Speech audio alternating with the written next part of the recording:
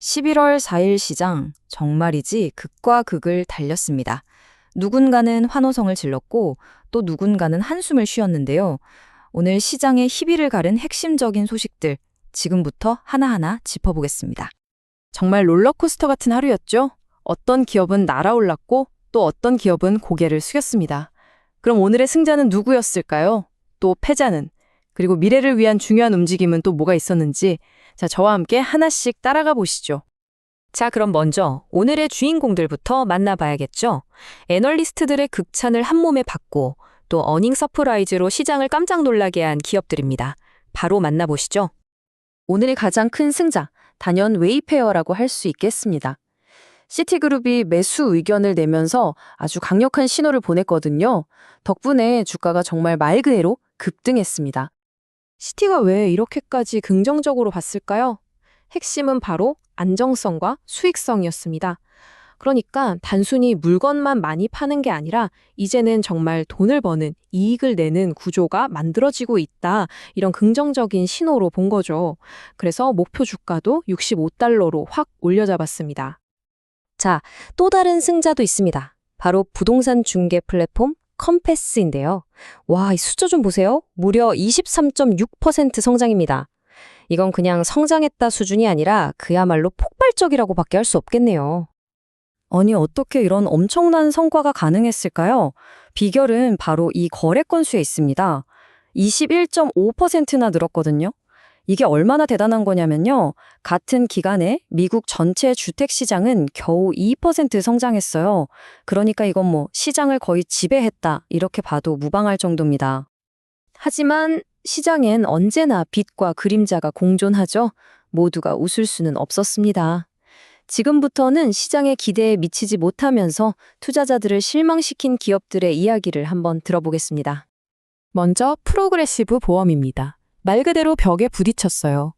이익도 매출도 모두 시장 예상치를 밑도는 이른바 더블 미스를 기록했고요. 시장은 바로 차갑게 반응했습니다. 주가가 급락했죠. 그리고 아마 오늘 가장 많은 사람들을 헷갈리게 만든 회사가 아닐까 싶은데요. 바로 업스타트입니다. 왜냐하면 완전히 다른 두 개의 주당 순이익, EPS 수치가 동시에 헤드라인에 떴기 때문이에요. 대체 무슨 일일까요? 자, 이 숫자들이 왜 이렇게 다른가 하면요. 바로 회계 처리 방식의 차이 때문입니다. 하나는 GAP라고 하는 정식 회계 규칙에 따른 거고요.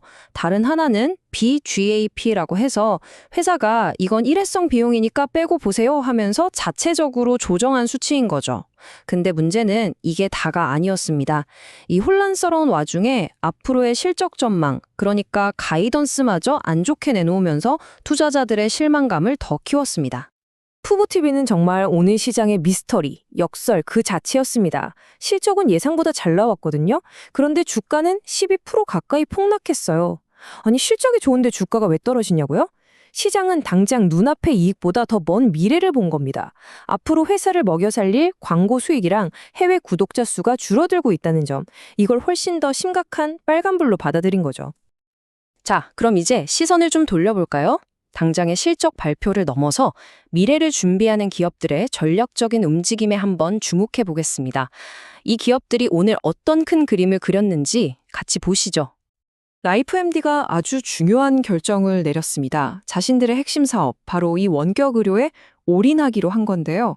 이걸 위해서 소프트웨어 자회사 지분 80%를 최대 6,500만 달러에 매각하기로 했습니다. 선택과 집중이죠. 핀테크 기업 소파이는 하늘길을 열었습니다. 바로 유나이티드 항공과 손을 잡은 건데요. 마일리지를 쌓을 수 있는 새로운 직불 카드를 내놨습니다. 여행 좋아하는 사람들을 새로운 고객으로 끌어들이려는 전략이죠. 비슷한 움직임이 또 있습니다. 온라인 중고차 업체 카바나는 스탠포드 대학 육상팀의 공식 파트너가 됐다고 발표했어요. 이것도 결국 브랜드 이미지를 높이려는 전략적인 행보라고 볼 수 있겠죠. 자, 오늘 시장의 주요 흐름은 여기까지 정리해 볼 수 있겠습니다. 하지만 여러분도 아시다시피 시장은 잠들지 않죠. 그럼 앞으로는 또 어떤 기업들의 실적 발표를 주목해야 할까요? 시장의 드라마는 아직 끝난 게 아닙니다. 바로 내일 그리고 모레까지도 중요한 발표들이 줄줄이 예정되어 있거든요. 올스테이트, 듀오링고, 그리고 아까 봤던 라이프MD까지. 정말 흥미로운 기업들이죠. 이 기업들의 성적표가 어떻게 나올지 꼭 지켜보셔야겠습니다. 오늘 시장을 쭉 보니까 우리에게 아주 중요한 메시지를 던져주는 것 같습니다. 바로 눈에 보이는 헤드라인 숫자가 전부가 아니라는 거죠. 그 너머에 진짜 이야기가 숨어 있다는 겁니다. 그래서 마지막으로 이런 질문을 던져보고 싶네요. 기업이 실적 예상을 뛰어넘었는데도 주가가 떨어진다. 이건 과연 시장이 비이성적인 걸까요? 아니면 우리 같은 일반 투자자들이 보지 못하는 더 깊은 무언가를 보고 있는 걸까요?